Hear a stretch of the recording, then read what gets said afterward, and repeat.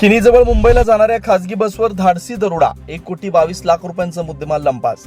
किनी तालुका हातकणंगले येथे कोल्हापूर ते भायखळा मुंबई जाणाऱ्या MH09 GJ 7272 या क्रमांकाची अशोका ट्रॅव्हल्स कंपनीच्या खासगी आराम बसवर सोमवारी मध्यरात्री 12च्या सुमारास अनोळखी 7 ते 8 तरुणांनी चाकूचा धाक दाखवून धाडसी दरोडा टाकला।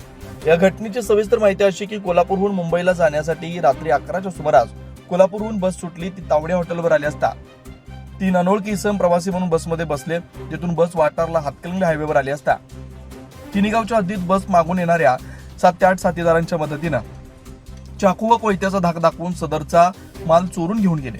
या दरोड्यामध्ये 68 लाख रुपये किमतींचे सुतळी बारदानमध्ये 34 किलो चांदी, 52 लाख रुपये किमतींचे पांढऱ्या रंगाच्या बारदानाचे पॅकिंग असलेले पार्सल, त्यामध्ये 26 किलो चांदी, 2 लाख किमतीचे मशिनरीचे स्पेअर पार्ट, 10 ग्रॅम सोनं, 10,000 रुपये किमतीचा ओप्पो कंपनीचा मोबाईल फोन, 5,000 रुपये किमतींचा काळ्या रंगाचा मोबाईल असा एकूण 1,22,15,000 रुपयांचा मुद्देमाल घेऊन पसार झाले।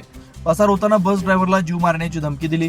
या ठिकाणी थांबला तर तुमच्या जीवाचं बरं वाईट करीन म्हणून भीतीने ड्रायव्हरने गाडी सांगली जिल्ह्यातील कनेगाव या ठिकाणी थांबवून सांगली जिल्हा 112 क्रमांकावर सदर घटनेची माहिती सांगितली। तात्काळ सांगली पोलीस बसजवळ पोहोचले व सदर माहिती पेठवडगाव पोलिसांना कळवण्यात आली। बसमध्ये असणारे प्रवासी दुसऱ्या बसने मुंबईला पाठवून ती बस पेठवडगाव पोलीस ठाण्यात आणण्यात आली।